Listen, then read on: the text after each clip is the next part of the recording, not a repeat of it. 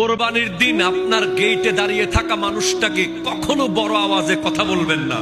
যেই মানুষ আপনার ঘরের দুয়ারে গোশতের জন্য আসে, সেই মানুষও কারো না কারো বাবা, সে কারো না কারো মা, সেই মানুষেরও ব্যক্তিত্ব আছে, সেও লজ্জা পায়, কিন্তু চিন্তা করে যে কতদিন আমার সন্তানরা গোশত চোখে দেখে নাই, আজ কোরবানির দিন আমার সন্তানরা এক টুকরো গোশত খাবে।